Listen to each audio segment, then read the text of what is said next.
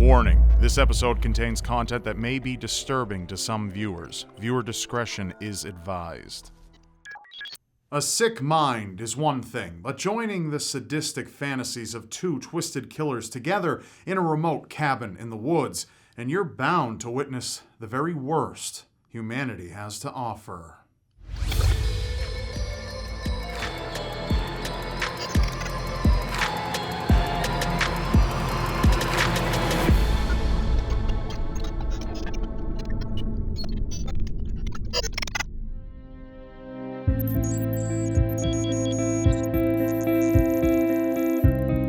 Growing up, Charles Ng had the luxury of wealth, but his father was strict, bordering on abusive, and Charles wasn't an easy child to tame. Charles was a compulsive kleptomaniac, stealing from shops and his classmates, which led to his multiple expulsions at various schools.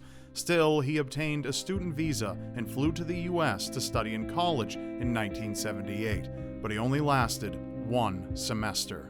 Leonard Lake's childhood was also unconventional, as he and his siblings were raised by their grandparents. Throughout his adolescence, Leonard developed disturbing behaviors. Dissolving mice in chemicals, taking photographs of his naked sisters, then eventually convincing them to perform sexual acts in exchange for protecting them from their abusive brother Don. Even after two non-combative tours of duty in Vietnam and a failed semester at San Jose State University in California, Leonard's sadistic tendencies only seemed to grow. He joined a commune in the 1970s where he met and married his first wife, but she left him after discovering he was actively starring in amateur BDSM porn films. It wasn't until he met Clarilyn Balazs, who he affectionately called Cricket, that he found someone who shared his dark sexual fantasies, someone willing to star in his adult home movies. The two eventually wed, but not even a wife kept Leonard out of trouble. In 1982, Leonard took refuge in a remote cabin in Wilseyville, California, to avoid a firearms violation. There, his deep-seated hatred towards women grew, and a sinister plan took shape in his mind. Then, Leonard crossed paths for the second time with Charles Ng and found they both shared a passion for the depraved. Things were falling into place, and Leonard had found his perfect partner in crime.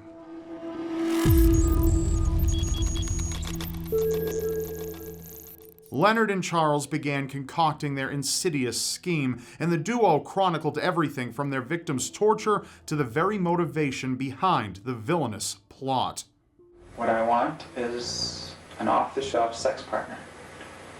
I want to be able to use a woman whenever and however I want.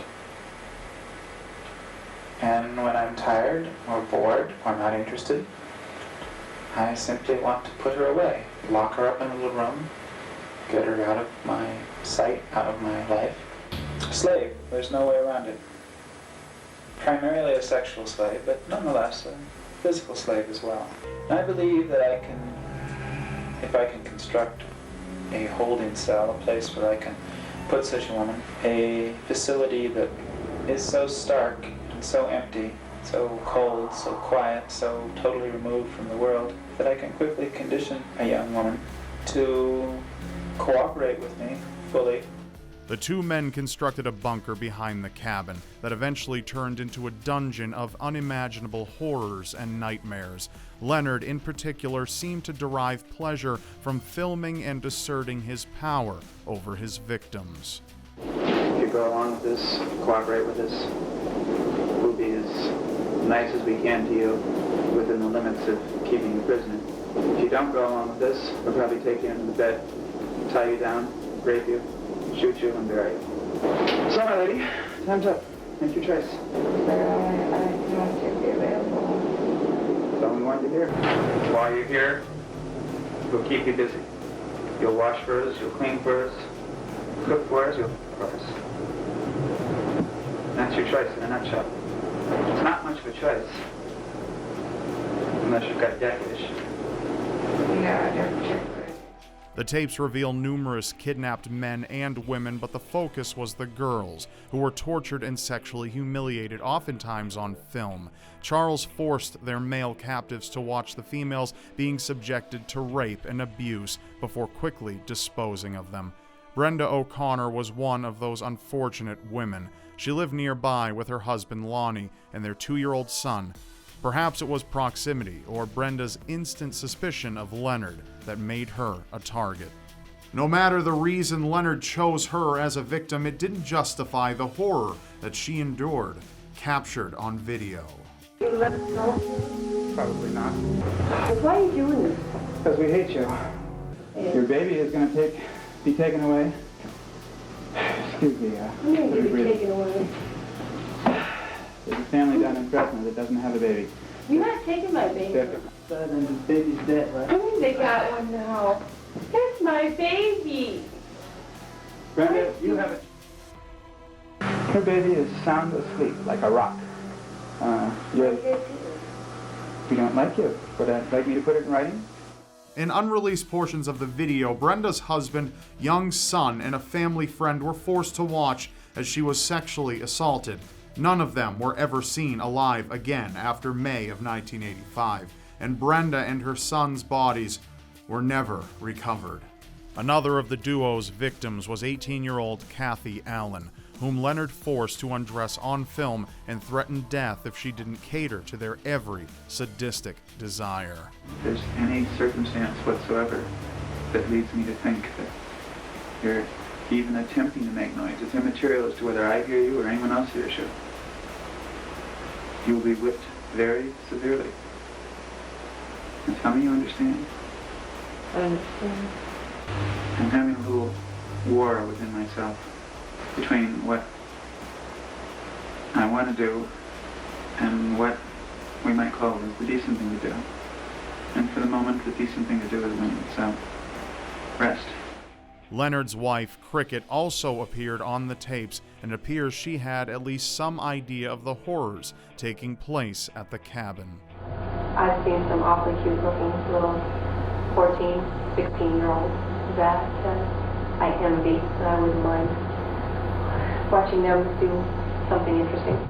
Many of the grisly assaults hastened the victims' deaths, and when they lost one victim, the duo always had another in their sights to imprison and torture, cold, calculating, and merciless. In one of the tapes, Charles put on Brenda O'Connor's clothes and laughed as he said, "You can cry like the rest of them, but it won't do you any good. We're pretty cold-hearted."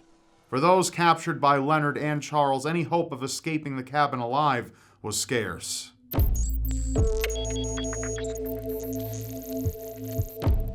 From 1983 to 1985, the torture and killing went unnoticed, but Leonard's partner would be the downfall of everything. Charles shoplifted at a local hardware store and fled the scene, but Leonard, fearing discovery, rushed to pay for the stolen items. However, he ran into authorities, who had already arrived, and things turned sour. Police discovered Leonard possessed the ID and license plates of a man who disappeared 6 weeks earlier. He was arrested under suspicion, but the killer had a plan for everything, even his capture. Leonard ingested 2 cyanide capsules covertly sewn into the lining of his clothing and died days later on June 6, 1985. When police combed through Leonard's cabin and den of horrors, they uncovered a total of 40 pounds of human bones and a dozen bodies buried in shallow graves. In addition to an incinerator, detectives also found numerous firearms, victim IDs, and Leonard's videotapes and private journals, which revealed the full scope of his perversion. Leonard's wife, Cricket, remained uncooperative until she was granted legal immunity. Though she walked free from any charges, prosecutors believe she knew of Leonard and Charles' crimes and possibly even aided in luring in the victims. Charles fled to Canada, where he spent over 4 years in Canadian prison for shoplifting and a firearms charge. When he was extradited to the United States, he was sentenced to death for his crimes. However, due to legal loopholes, he remains incarcerated with no set execution date. Between Leonard and Charles, the body count could be as high as 25 victims, but we may never know the full truth of the pair's inhumane crimes. Thank you for watching. Now be sure to check out another video by pressing there, and of course, press above to subscribe to my channel because you won't want to miss what's next. And I'll see you next time.